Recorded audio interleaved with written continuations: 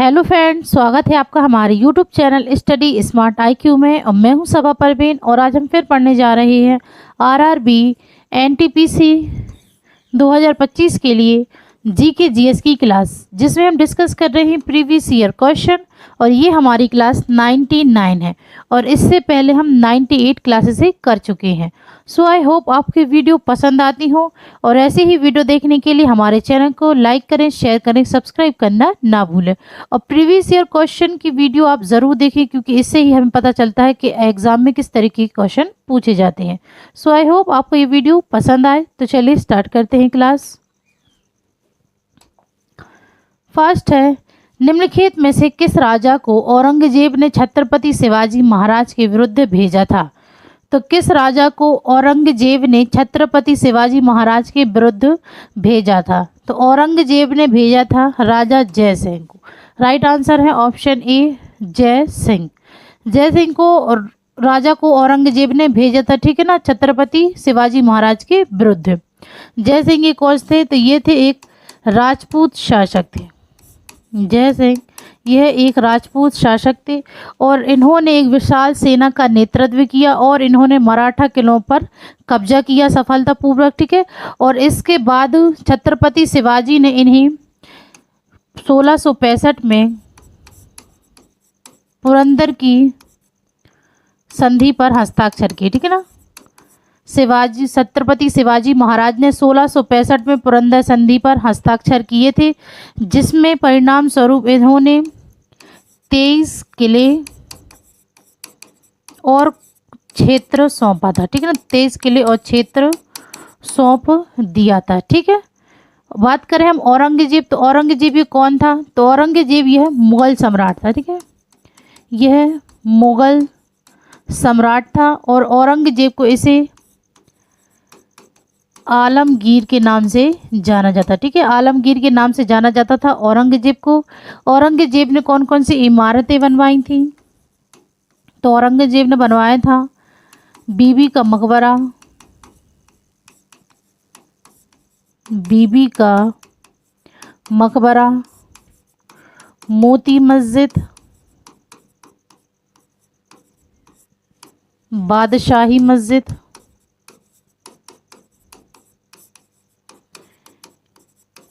इन चीज़ों का निर्माण करवाए थे, ठीक है ना, औरंगजेब ने। फिर बात करें छत्रपति शिवाजी महाराज, ये कौन थे? तो छत्रपति शिवाजी यह मराठा साम्राज्य के संस्थापक थे, ठीक है। मराठा साम्राज्य के संस्थापक थे शिवाजी महाराज और इन्हें छत्रपति की उपाधि दी गई थी। ओके। फिर बात करें बहादुर शाह जफर, तो ये कौन था बहादुर शाह जफर? तो बहादुर शाह जफर यह मुगल सम्राट का अंतिम शासक था, ठीक है ना। अंतिम शासक था यह बहादुर शाह जफर। और बहादुर शाह जफर इसने 1857 के भारतीय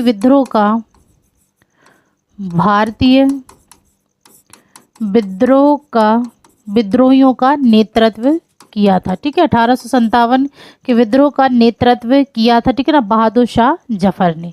फिर बात करें मानसिंह, मानसिंह ये कौन थे? तो ये मानसिंह ये आमिर कच्छवाहा के यह राजा थे, ठीक है, मानसिंह। और मानसिंह यह अकबर के 9 रत्नों में से एक थे, ठीक है।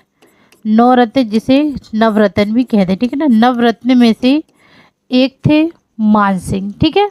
और मानसिंह, इन्हें मानसिंह प्रथम के नाम से भी जाना जाता है। ओके, चलिए नेक्स्ट है तुजुक ए बाबरनामा मूलतः किस भाषा में लिखा गया था? तो तुजुक ए बाबरी, जिसे बाबरनामा कहते हैं, इसे किस भाषा में लिखा गया था? तो इसे लिखा गया था चगताई भाषा में। राइट आंसर है ऑप्शन सी, चगताई भाषा में इसे लिखा गया था।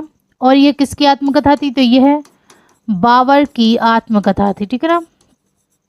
बाबर की आत्मकथा थी बाबरनामा, जो कि चगताई भाषा में लिखी गई थी। ओके, चलिए नेक्स्ट है निम्नलिखित में से कौन सा देश संयुक्त राष्ट्र सुरक्षा परिषद का स्थायी सदस्य है? तो इनमें से कौन सा देश है जो कि संयुक्त राष्ट्र सुरक्षा परिषद का स्थायी सदस्य है? Germany, France, Italy, Japan. तो ये है फ्रांस, ठीक है। राइट आंसर है ऑप्शन बी फ्रांस। ये संयुक्त राष्ट्र सुरक्षा परिषद का स्थायी सदस्य है। और संयुक्त राष्ट्र सुरक्षा परिषद कितने सदस्य होते हैं? तो इसमें 15 सदस्य देश होते हैं, ठीक है ना।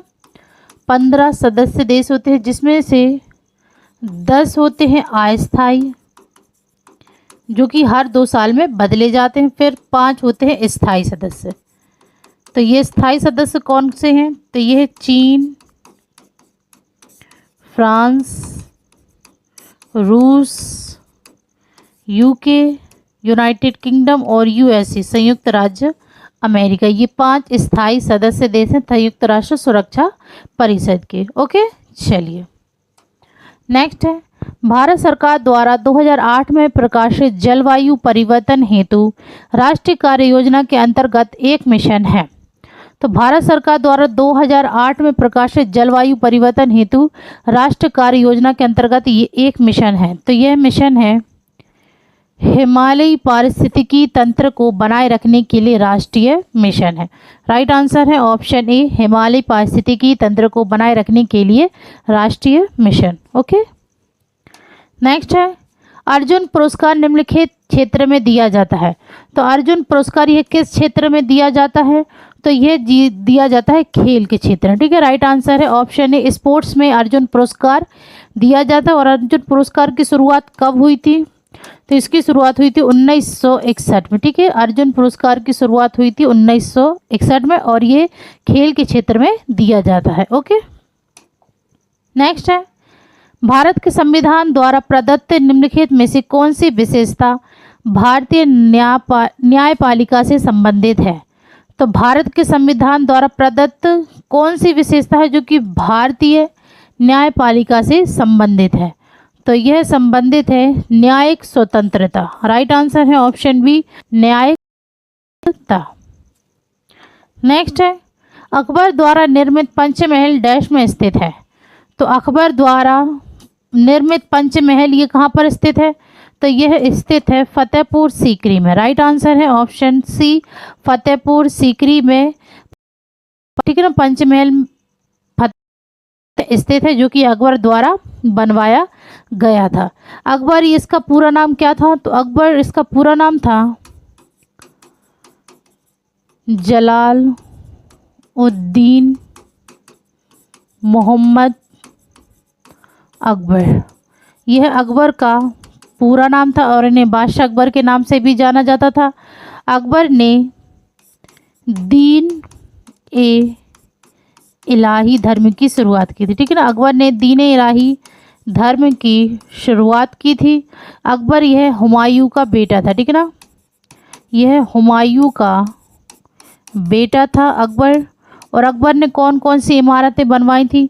तो अकबर ने फतेहपुर सीकरी, ठीक है, बुलंद दरवाज़ा, ठीक है, ये इन्होंने बनवाया था। बुलंद दरवाजे ये अकबर ने कब बनवाया था? तो यह बनवाया था गुजरात विजय के उपलक्ष्य में, ठीक है। गुजरात विजय के उपलक्ष्य में अकबर ने बुलंद दरवाज़ा बनवाया था, ठीक है। चलिए नेक्स्ट है, भारत में खेलों के प्रशिक्षकों को दिया जाने वाला पुरस्कार है। तो भारत में खेलों के प्रशिक्षकों को दिया जाने वाला पुरस्कार, तो ये है द्रोणाचार्य पुरस्कार, ठीक है।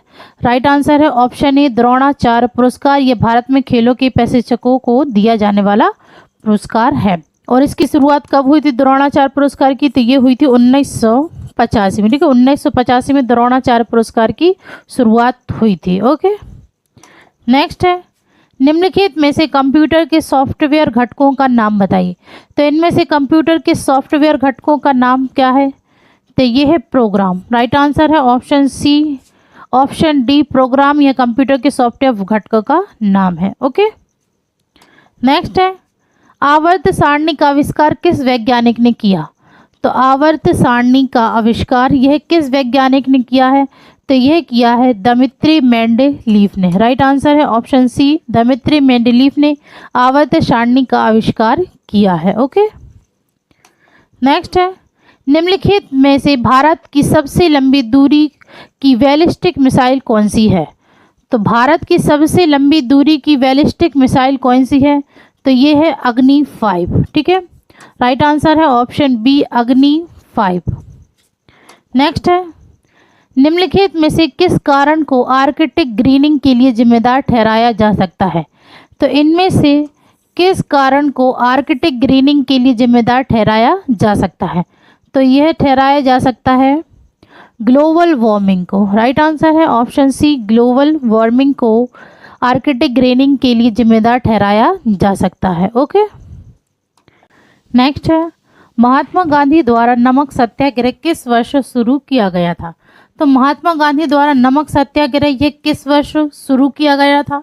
तो यह शुरू किया गया था 1930 में। राइट आंसर है ऑप्शन बी 1930 में से शुरू किया गया था। और नमक सत्याग्रह इसे दांडी सत्याग्रह, नमक मार्च, नमक कानून, इन नामों से भी इसे जाना जाता है, ठीक है। और ये किस वर्ष शुरू हुआ था? तो ये हुआ था 1930 में शुरू हुआ था महात्मा गांधी द्वारा। यहाँ हम बात करें महात्मा गांधी की, तो महात्मा गांधी का पूरा नाम क्या था? तो इनका पूरा नाम था मोहनदास करमचंद गांधी, ये इनका पूरा नाम था। और इन्हें महात्मा किसने कहा था? तो इन्हें महात्मा कहा था रविंद्रनाथ टैगोर ने, ठीक है। रविंद्रनाथ टैगोर ने इन्हें महात्मा कहा। फिर इन्हें बापू किसने कहा था? तो ये कहा था राजकुमार शुक्ला ने, ठीक है। मैं आपको ये बार बार इस क्वेश्चन को रिपीट कराती हूँ कि महात्मा गांधी के बारे में सारी डिटेल, तो आप इसे अच्छे से नोट करके पढ़िएगा, ठीक है। फिर इन्हें राष्ट्रपिता किसने कहा? तो राष्ट्रपिता इन्हें कहा था सुभाष चंद्र बोस ने, ठीक है। सुभाष चंद्र बोस ने इन्हें राष्ट्रपिता कहा। फिर अर्धनग्न फकीर, अर्धनग्न फकीर ये किसने कहा? तो ये कहा था विंस्टन चर्चिल ने, ठीक है। विंस्टन चर्चिल ने इन्हें अर्धनग्न फकीर कहा। और इन्हें साबरमती का संत भी कहा जाता था, ठीक है ना। साबरमती का संत भी इन्हें कहा जाता था। अब हम बात करें नमक सत्याग्रह की, तो नमक सत्याग्रह यह 12 मार्च 1930 से 6 अप्रैल 1930 तक यह चला था, ठीक है ना। 12 मार्च से 1930 से 6 अप्रैल 1930 तक 24 दिन तक यह चला, ठीक है ना। 24 दिन तक यह चला था। और कितने 240 मील दूरी तय की गई थी इसमें, ठीक है ना। 240 मील दूरी तय की गई थी। और यह चली थी साबरमती आश्रम से दांडी नवसार तक, ठीक है। साबरमती आश्रम से दांडी नवसार तक यह यात्रा चली थी 240 मील 24 दिन, ठीक है। और इसमें महात्मा गांधी के साथ 72 अनुयायी थे, ठीक है। महात्मा गांधी के साथ 72 अनुयायी थे, ठीक है। फिर बात करें हम महात्मा गांधी की अब यहाँ पर, तो ये महात्मा गांधी की पुस्तकें कौन कौन सी थी? तो महात्मा गांधी की पुस्तक थी Hind Swaraj, Gokhale my political Guru,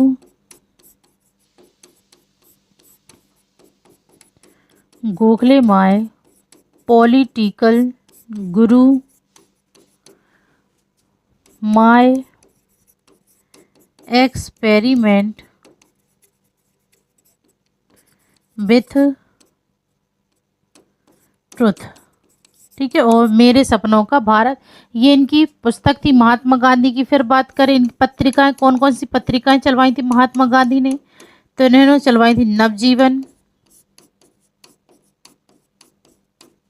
Harijan, young India, Indian opinion,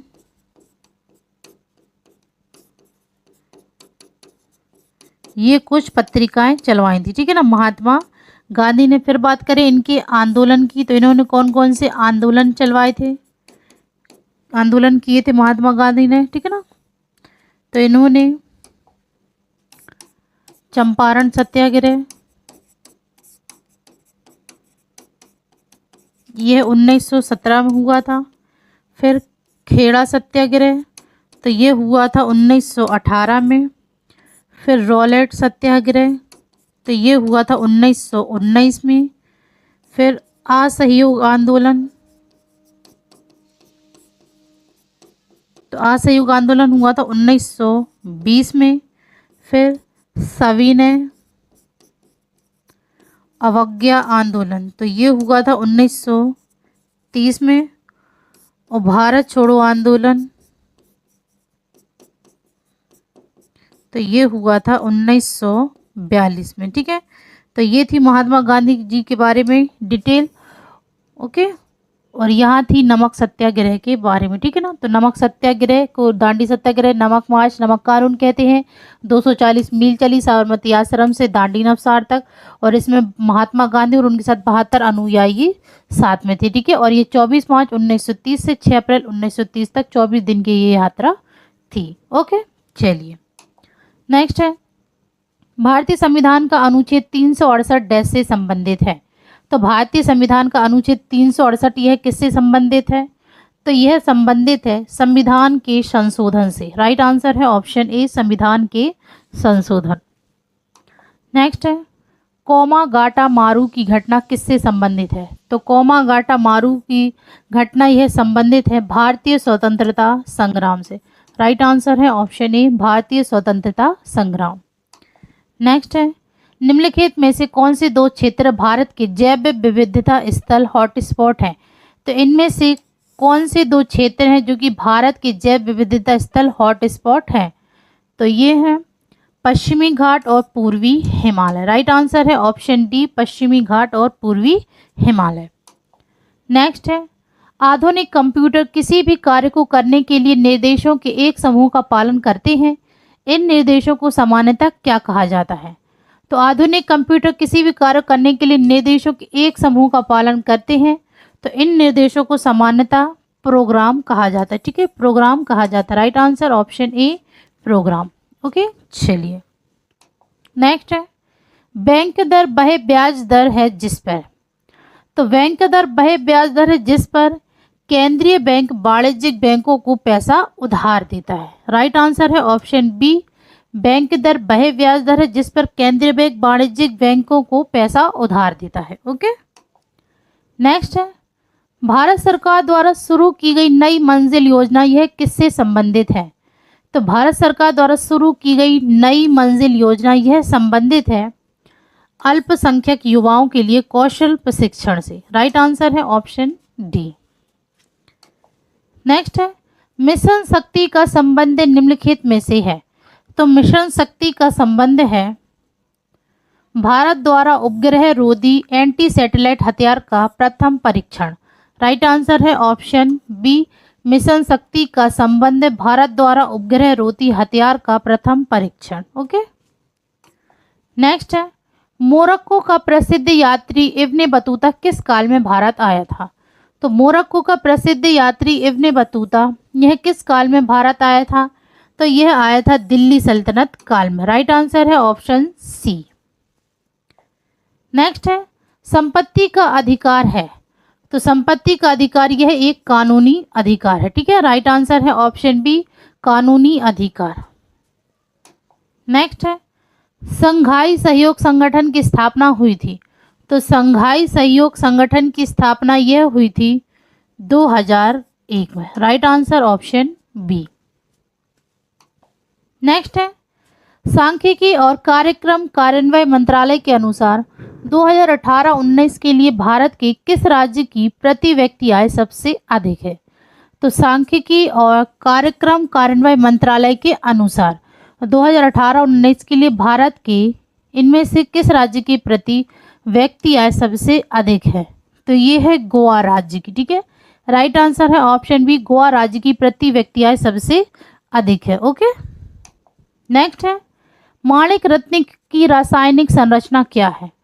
तो माणिक रत्न की रासायनिक संरचना है एल्यूमिनियम ऑक्साइड। राइट आंसर है ऑप्शन सी, माणिक रत्न की रासायनिक संरचना है एल्यूमिनियम ऑक्साइड। ओके, तो तो ये थी आज की हमारी क्लास आरआरबी एनटीपीसी 2025 की जीके जीएस की क्लास। आई होप आपकी वीडियो पसंद आई हो और ऐसी ही वीडियो देखने के लिए हमारे चैनल को लाइक करें, शेयर करें, सब्सक्राइब करें। Thank you.